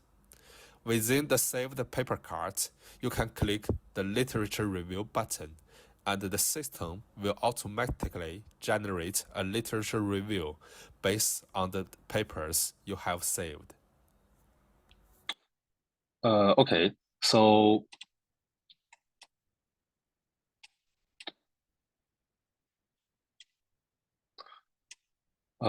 so that's the basic user case of the Vitality system. And we hope that the Vitality 2 system can be integrated into a researcher's workflow as a literature research tool. In the future, Vitality 2's plan is to conduct user evaluation of literature research. At the same time, we are optimizing the system and aim to develop it into an open source project. If you are interested into this project, you can visit the website of Vitality 2 system, vitality/viz.github.io. That's all about my presentation today. Thanks for your watching today. Thank you so much. There is one question for you right now on Slido. How did you evaluate the accuracy of retrieval papers? How does the proposed method compare to simply searching in Google Scholar? In the future, we are going to do the user evaluation, and we plan to recruiting some testers, and we may assign them some literature review tasks, and we ask them to use our system and Google Scholar and to compare the user feedback to do some qualitative user evaluation by this way. All right. There's Go ahead. one follow-up question, actually a couple in Zoom, but I'll just pick the first one and then the other one can be on Discord. How do you encode the information from a publication into the vector embedding? We use the embedding model provided by OpenAI. So we could just call the API to generate the embedding. Okay, sounds good.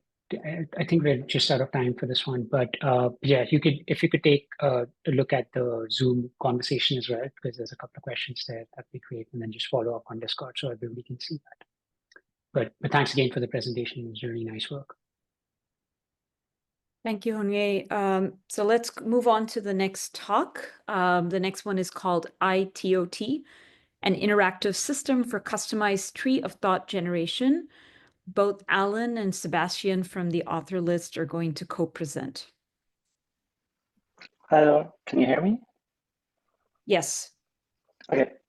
Thank you very much for having us. My name is Alan, and in a minute you'll hear Sebastian. We'll present our paper ITOT, which stands for Interactive Tree of Thought, and hopefully we'll present a new way of interacting with large language models. So firstly, as I just said, it stands for Interactive Tree of Thought. So what is a tree of thoughts?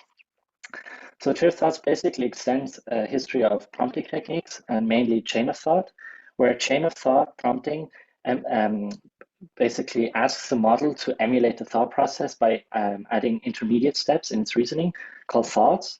Tree of thoughts extends this by having multiple options at each step, and this leads to this tree structure of the thoughts. So next to what our contribution is, basically we make tree of thought interactive. So at the core of this is an interactive visualization system in the form of a web app where users can see the tree of thought and also interact with it by guiding the decision process and choosing which thoughts to explore further and expand on. So a key feature of this is that we want users to be able to run this on custom tasks, which was not possible in the original tree of thought. So one challenge in doing this is that we need some format in where the users can input this custom task.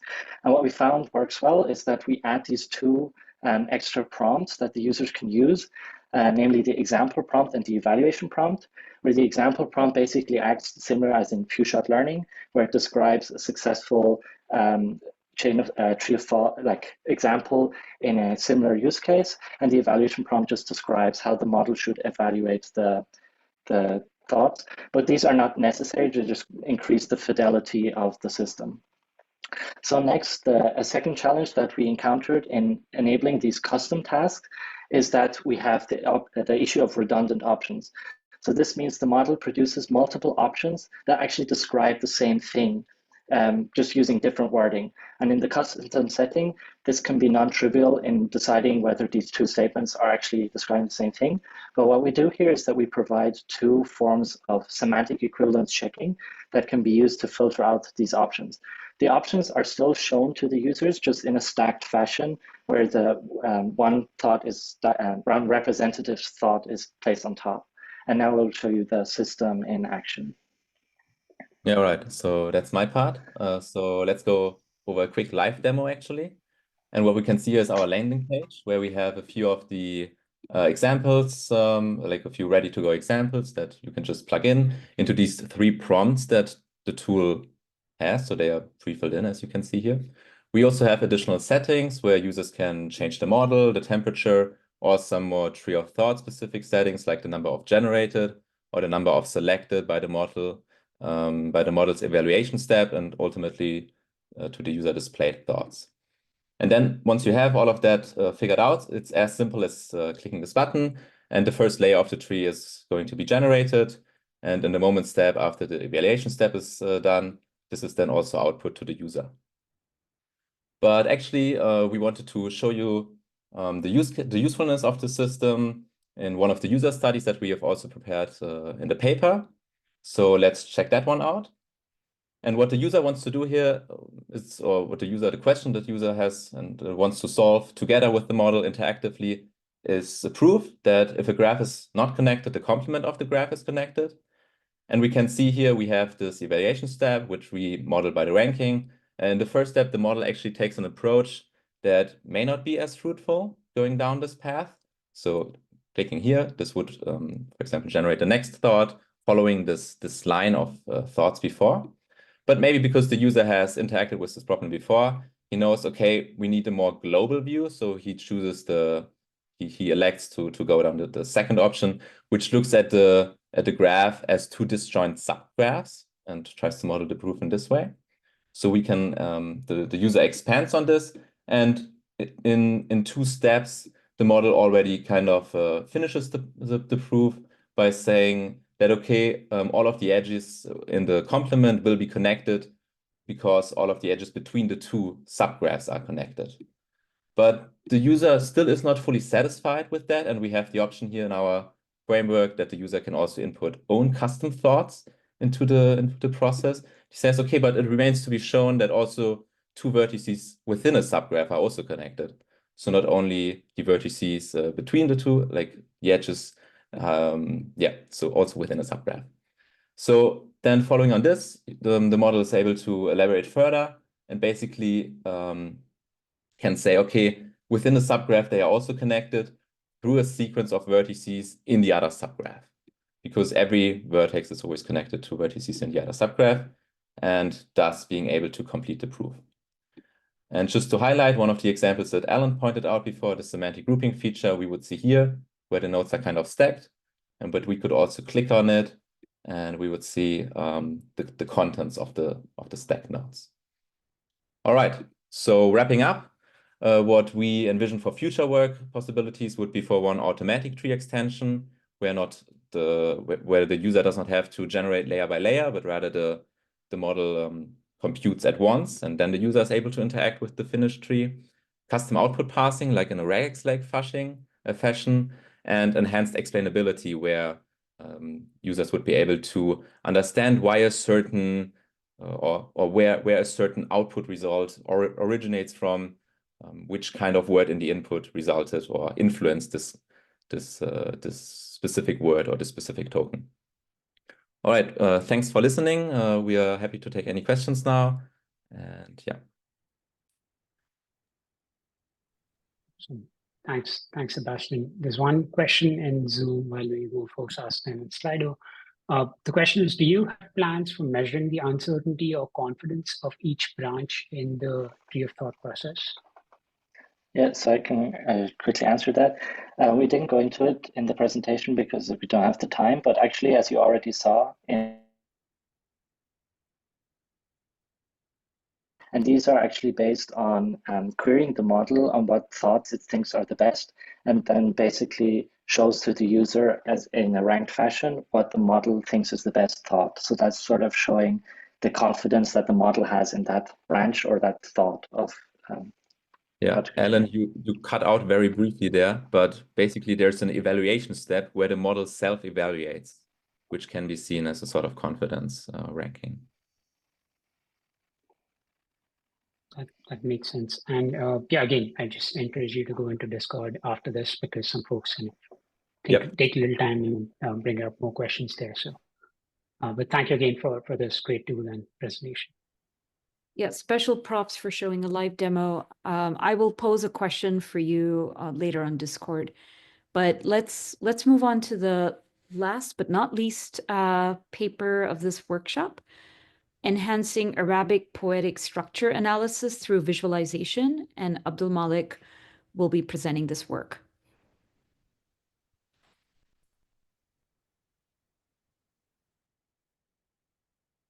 Hello, everyone. I'm Malik from the University of Neuchâtel in Switzerland. I'm happy to present you this paper related to visualization in Arabic poetry. So just this. Okay. The main question of this paper in this research is what makes poetry compositions different from each other. In a previous study, we identified some metrics using traditional data analysis. In this attempt, we used visualization to explore previously unseen metrics. Additionally, we believe that visualization of structures make Arabic poetry more accessible even for non-Arabic speakers. About the structure, visualization of Arabic poetry requires several preparation steps, including meter detection to obtain the pattern sequences. These sequences are then converted into images using simple shapes of variable lengths based on the syllabic quantity of each pattern. The syllabic quantity is calculated based on the principle that a long syllable is twice as long as a short one. We experimented with two color options. In the first, each pattern is assigned its own unique color. In the second, patterns of the same length share the same color. Here we can see that these compositions are really different. The challenge is to find metrics that confirm this. We notice differences in both color and structure, which serve as a starting point to develop some similarity metrics to make distinction between compositions. To calculate and highlight differences between compositions, we used the histogram to analyze color distribution and the structural similarity index measure to assess structural differences. The differences are highlighted using a hatching mask. Pattern differences are expected when compositions have different meters. However, the challenge we face is that many patterns are shared between meters, and partial similarities may still exist, especially in the overlapping areas between columns, rows, or cells. After the visualization phase, the challenge is to identify new metrics that have not been previously evaluated and to assess their effectiveness for data analysis. We tried 5 metrics mostly related to distribution of syllabic quantity and positions. We applied clustering on all possible combinations of the 5 metrics and found that the best result was achieved using just one metric, positions across columns. The clustering result significantly improved compared to our previous attempts on the same poetry corpus, which used other metrics. The challenges we met are mainly related to meter detection and the variation in poetry compositions in terms of the number of rows and meter positions. We implemented standardization to ensure all compositions were or of the same size. What our contributions, this study made 3 key contributions.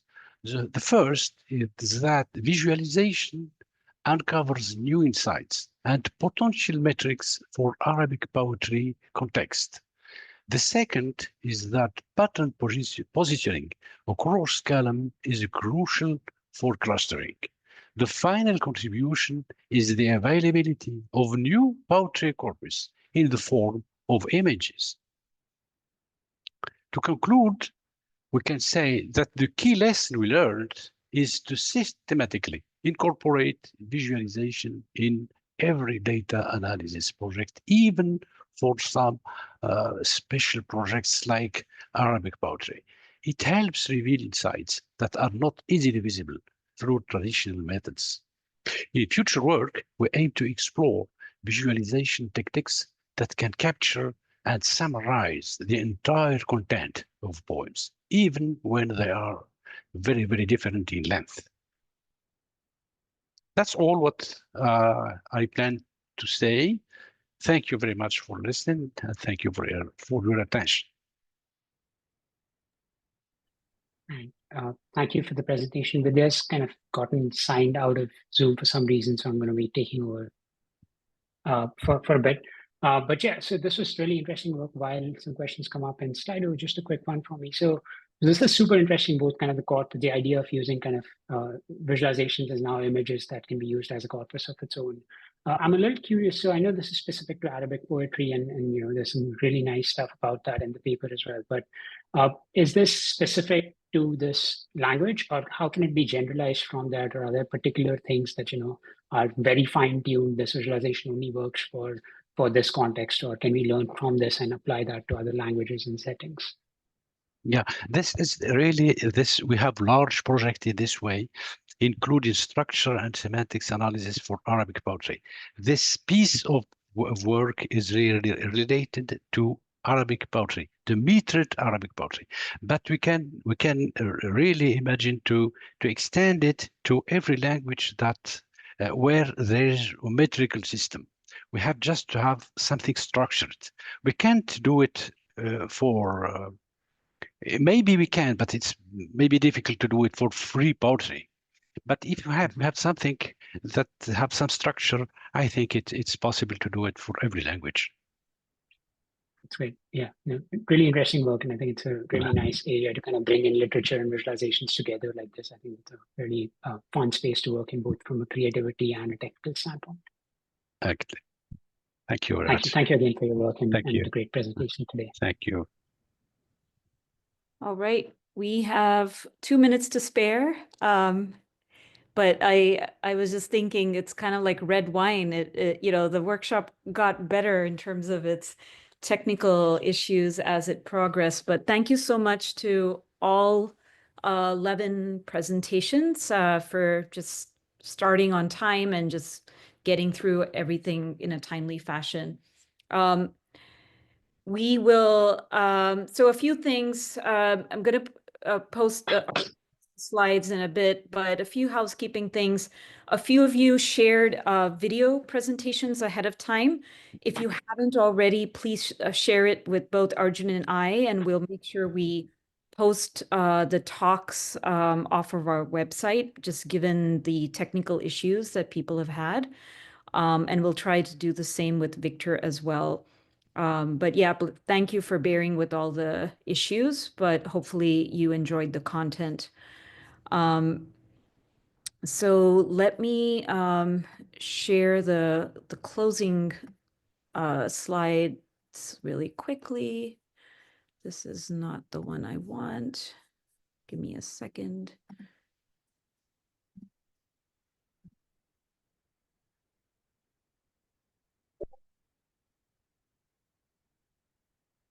All right. So thanks again for participating in this workshop. Here's the link to the website. And as I stated, we will update it with additional content, both slides and talks if people want to share their slides as well. We started off with a keynote by Victor, and we had 11 papers this year, which was definitely an uptick from previous years. We've always wanting to think about coming up with some sort of a viewpoint article or a reflection of the workshop, and maybe this year is the year where we seriously consider that. So if folks are interested in contributing or participating in a follow-up article or blog post-workshop, please do reach out to us so we can kind of move forward with that idea. Also, if you have other ideas that you would like to discuss and share for future workshops, let us know. We'll share out a Google survey shortly, so you can add your feedback and the types of topics and content that you would like to see at future workshops like this. Yep, and this is our email, so if you can also email us directly if you have any additional feedback. Also a plug for Tableau Research. We are hiring interns for this summer. So here's a QR code for the actual posting. You can also reach out to me if you have any questions about the internships themselves. With that, Arjun, do you have anything else you wanted to add before? Not specifically, just wanted to thank everyone, the attendees, all the paper presenters, but also a big shout out to the student volunteers and the tech team to kind of make this possible, especially with all the hurdles that we had in the first half. Just to be able to kind of do this on Zoom live and relay information across channels. Just a big shout out to both the student volunteers and the tech chairs for kicking in and helping us with this one. Yes, and please continue to engage with the community on Discord. I saw a lot of really good discussions happening, so please continue doing that, and hope you all enjoy the rest of the conference, and hopefully we'll see you in person next year. Thank you very much.